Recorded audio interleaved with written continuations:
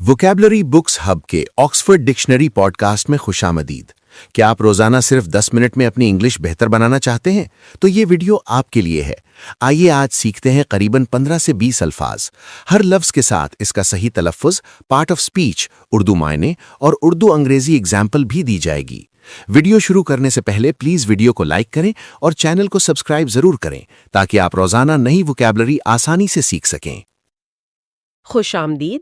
आज हमारे पास अंग्रेजी के कुछ बड़े दिलचस्प अल्फाज का ज़ख़ीरा है, अप्रॉक्सीमेट से लेकर आमा तक। आज हम देखेंगे कि कैसे एक सादा सा लफ्ज जैसे आर्च फने तामीर से लेकर मजहब तक के दरवाजे खोल देता है। अच्छा। या कैसे आम लफ्ज जैसे आम इंसानी जिस्म से निकलकर हिफाजत और जंग के तसव्वुरात से जुड़ जाता है। अप्रॉक्सीमेट और अप्रॉक्सीमेटली जी, दोनों का मतलब लगभग या करीब करीब है, लेकिन इनके इस्तेमाल में फर्क है। बहुत बड़ा फर्क है और ये फर्क इनके काम में छुपा है। देखें, अप्रॉक्सीमेट एक सिफत यानी एडजेक्टिव है। इसका काम किसी इस्म यानी किसी शख्स, जगह या चीज के बारे में बताना है। जैसे हमारी मिसाल है, the approximate time of arrival is 3 o'clock। आमद का तखमीनी वक्त 3 बजे है। जी, यहाँ अप्रॉक्सीमेट लफ्ज टाइम की वजाहत कर रहा है, जो कि एक इस्म है। यानी ये वक्त की सिफत बयान कर रहा है कि वो तखमीनी है, लेकिन अप्रॉक्सीमेटली वो तो अलग है ना? बिल्कुल। अप्रॉक्सीमेटली दिक मुताल्लिक फेल यानी एडवर्ब है। इसका काम किसी फेल की यानी किसी काम की तफसील बताना है। अच्छा, मिसाल से समझाएं। मिसाल के तौर पर, I live approximately 2 kilometers from the station. यहाँ अप्रॉक्सीमेटली रहने के अमल यानी लिव के बारे में बता रहा है कि वो तकरीबन 2 किलोमीटर दूर है। यानी मैं स्टेशन से तकरीबन 2 किलोमीटर दूर रहता हूँ। बिल्कुल, ये फर्क समझना जुमले की साख्त के लिए बहुत जरूरी है। चलें अब कुछ आसान और मजेदार अल्फाज की तरफ आते हैं, जैसे एप्रिकॉट यानी खुबानी। जी, और अप्रैल साल का चौथा महीना, ये तो सबको मालूम है। लेकिन अगला लफ्ज है एप्रन। ये मुझे हमेशा अपनी दादी की याद दिलाता है। अच्छा। एक सादा सी चीज है, मगर इसके बारे में भी कुछ खास है। खास तो ये है कि ये एक बहुत अमली लफ्ज है। इसकी तारीफ सीधी सादी है। You wear this over your clothes to keep them clean when you're cooking। यानी एक कपड़ा जो लिबास को साफ रखने के लिए खाना बनाते वक्त पहना जाता है। जी, ये काम की जगह खास तौर पर बावर्ची खाने में इंसान की पहली दिफाई लाइन है। तो इसे बावर्ची खाने का आर्मर कह सकते हैं? क्या खूब कहा। बिल्कुल, बावर्ची खाने का जरा बुख्तर। हमारा अगला लफ्ज है आर्च। मेहराब। ये लफ्ज सुनते ही पुरानी इमारतें, पुल और बड़े बड़े दरवाजे जहन में आ जाते हैं। जी, आर्च एक इस्म है जिसकी जमा आर्चेज है। इसका मतलब है a curved structure at the top of a door, window और ब्रिज, यानी मेहराब या कमान। जी, लेकिन यहाँ जो चीज वाकई दिलचस्प है वो इस लफ्ज की जड़ है। आर्च और इससे मिलते जुलते कई अल्फाज एक यूनानी लफ्ज आंके से निकले हैं। अच्छा। जी, जिसका मतलब है सरदार, हुक्मरान या अव्वल। ओह, ये तो बहुत दिलचस्प है। तो क्या इसका मतलब है कि आर्च सिर्फ एक साख्त नहीं बल्कि ताकत की अलामत भी है? बिल्कुल, इसीलिए तो ये शाही इमारतों और मजहबी मकामात पर नजर आती है और यहीं से हमारे अगले अल्फाज जुड़ते हैं। कौन से?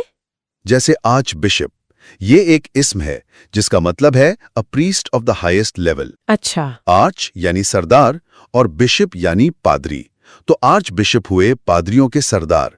मिसाल के तौर पर the arch bishop of Canterbury. तो आर्किटेक्ट भी इसी खानदान से है, मतलब तामीर करने वालों का सरदार। आर्किटेक्ट का मतलब है a person who designs buildings, यानी माहिर तामीरात। जी। आर्के यानी सरदार और टेक्टोन यानी कारीगर, तो आर्किटेक्ट हुआ चीफ बिल्डर। हाँ, और फिर इसी से निकला शोबा आर्किटेक्चर यानी फने तामीर। जैसे हम पूछते हैं, do you like modern architecture, यानी क्या आप जदीद तर्ज तामीर पसंद करते हैं? बिल्कुल।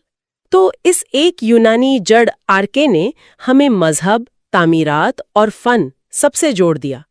और अगर इसका एक मतलब अव्वल या कदीम भी है तो फिर आर्कियोलॉजी का ताल्लुक भी यहीं से होगा। क्या बात है, आपने नुक्ते खुद ही जोड़ लिए। आर्कियोलॉजी का मतलब है the study of the things that people made and used in the past. आसार कदीमा। जी, आर्के यानी कदीम और लोगिया यानी मुताला। तो ये कदीम चीज़ों का मुताला है, और जो ये मुताला करता है वो आर्कियोलॉजिस्ट कहलाता है, यानी माहिर आसार कदीमा। सही। ये भी याद रहे कि इन दोनों अल्फाज के हिज्जे आर्कियोलॉजी और आर्कियोलॉजिस्ट भी लिखे जाते हैं। एक लफ्ज की जड़ को समझने से 4-5 अल्फाज खुद ब खुद वाजे हो गए। ये वाकई एक गहरा जायजा है। चलें तामीरात से निकलकर अब जगह और मकाम की बात करते हैं। लफ्ज है एरिया। मुझे लगता है कि इसके इस्तेमाल में लोग अक्सर उलझ जाते हैं। बिल्कुल दुरुस्त कहा। एरिया एक इस्म है और इसके दो अहम पहलू हैं। अच्छा। पहला, ज्योग्राफियाई, यानी a part of a country और सिटी, किसी मुल्क या शहर का हिस्सा या इलाका। जैसे do you live in this area? क्या आप इस इलाके में रहते हैं? जी। या the desert areas of north Africa, यानी शुमाली अफ्रीका के सहराई इलाके। और दूसरा पहलू क्या है? दूसरा पहलू एक मखसूस जगह या हद का है, अ पर्टिकुलर स्पेस। जैसे the restaurant has a non smoking area. इस रेस्टोरेंट में सिगरेट नोशी से मना का इलाका भी है। बिल्कुल। यहाँ ये पूरे शहर का हिस्सा नहीं, बल्कि एक रेस्टोरेंट के अंदर की एक मखसूस जगह है। तो सियाक व सबाक से पता चलता है कि बात किस एरिया की हो रही है। और जब हम किसी एरिया को खेलों या तफरीह के लिए मखसूस कर दें और चारों तरफ कुर्सियां लगा दें, तो वो अरेना बन जाता है। अब जगह और तामीरात से जरा इंसानी ताल्लुकात और बहस मुबाहिसे की तरफ चलते हैं। हमारा अगला लफ्ज है आर्ग्यू। जी। ये भी एक ऐसा लफ्ज है जिसके दो बिल्कुल मुख्तलिफ रंग है। जी, और दोनों को समझना बहुत जरूरी है। आर्ग्यू एक फेल है। इसका पहला और ज्यादा आम मतलब है गुस्से में बात करना, to talk angrily with somebody, यानी बहस करना, झगड़ना। जी, तकरार करना। जैसे my parents argue a lot. मेरे वालिदैन बहुत बहस करते हैं। I often argue with my brother about music, यानी मैं अक्सर अपने भाई से मौसीकी पर बहस करता हूँ। और इसका दूसरा कम गुस्से वाला मतलब, जहां बात झगड़े की नहीं बल्कि दलील की होती है, वो उसका ज्यादा इल्मी और मंतिकी इस्तेमाल है, to say that something is true, यानी अपनी बात या दलील पेश करना। अच्छा। मिसाल के तौर पर, Helen argued that we shouldn't eat meat. Helen ने दलील दी कि हमें गोश्त नहीं खाना चाहिए। तो यहाँ हेलेन झगड़ा नहीं कर रही बल्कि एक नुक्ता पेश कर रही है। बिल्कुल। सियाक को सबाक ही बताता है कि बात तकरार की है या दलील की। और जब ये बहस गुस्से वाली हो तो उससे जो इस्म बनता है वो है आर्ग्यूमेंट। जी हाँ, आर्ग्यूमेंट का मतलब है एन एंग्री कॉन्वर्सेशन, बहस, तकरार, झगड़ा। जैसे they had an argument about where to go on holiday. उनके दरमियान इस बात पर बहस हुई कि छुट्टियों पर कहाँ जाना है। ये तकरीबन हमेशा मनफी मानों में ही इस्तेमाल होता है। बहस और झगड़े से निकलकर अब कुछ ठोस और हिसाबी चीजों की बात करते हैं। हमारा अगला लफ्ज है अरिथमेटिक। ये एक अच्छा ट्रांजिशन है। अरिथमेटिक एक इस्म है जिसका सीधा मतलब है वर्किंग विथ नंबर्स, इल्मुल अदाद या हिसाब किताब। जी, यहाँ कोई जज्बात नहीं, सिर्फ आदाद हैं। बिल्कुल। और अब हम इस मौजू की तरफ आते हैं जिसका इशारा आपने शुरू में दिया था, इंसानी जिस्म और उससे जुड़े तसव्वुरात। और इसकी शुरुआत होती है लफ्ज आर्म से। आर्म यानी बाजू, the part of your body from your shoulder to your hand.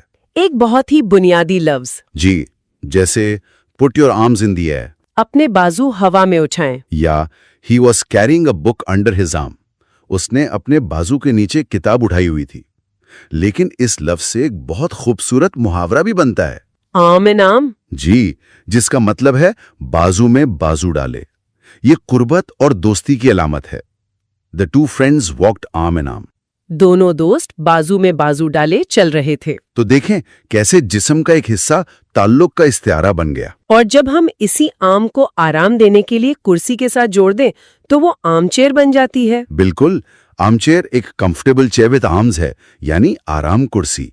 जैसे she was asleep in an arm chair, वो एक आराम कुर्सी पर सो रही थीं। ये लफ्ज बताता है कि हमने अपनी सहूलत के लिए चीजों को अपने जिस्म के हिस्सों के नाम दिए। लेकिन आर्म का तसव्वुर सिर्फ सहूलत तक महदूद नहीं रहा, ये ताकत और हथियार से भी जुड़ गया, जैसे लफ्ज आर्म्ड। ये एक बहुत अहम तब्दीली है।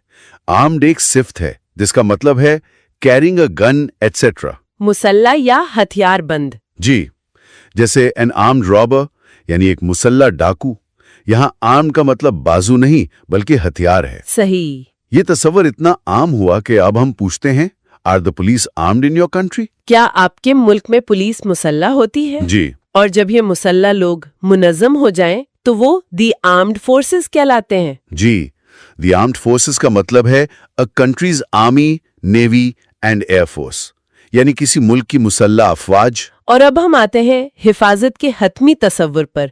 आज का हमारा आखिरी लफ्ज आर्मर। जी, जरा बख्तर। आर्मर का मतलब है metal clothes that soldiers wore in the past to protect them. ये कदीम जमाने का बुलेट प्रूफ जैकेट था। बिल्कुल। आज आर्मर का तस्वुर बदल गया है। अब ये टैंकों से लेकर डिजिटल सिक्योरिटी तक हर उस चीज के लिए इस्तेमाल होता है जो हिफाजत करे। यहाँ ये भी बताता चलूं कि अमेरिकी अंग्रेजी में इसके हिज्जे आर्मर होते हैं, यू के बगैर। आखिर में दो बहुत ही बुनियादी अल्फाज रह गए, आर और आर्न्ट। जी, आर फेल टू बी की एक शक्ल है और आर्न्ट इसी आर नॉट का मुखफ़फ़ है। ये अंग्रेजी ग्रामर की बुनियाद हैं। जी, उनके बगैर जुमले बनाना तकरीबन नामुमकिन है। तो ये था हमारा आज का सफर, अप्रॉक्सिमेट से लेकर आर्मर तक। उम्मीद है कि आज की एपिसोड से आपने कई नए अल्फाज और उनका दुरुस्त इस्तेमाल सीखा होगा। अगर आप अपनी इंग्लिश वोकैबुलरी को रोजाना बेहतर बनाना चाहते हैं तो वोकैबुलरी बुक्स हब को जरूर फॉलो करें, वीडियो को लाइक करें और चैनल को सब्सक्राइब करना ना भूलें ताकि आने वाली एपिसोड्स आप तक फौरन पहुंच सकें। आपके कीमती वक्त का बहुत शुक्रिया।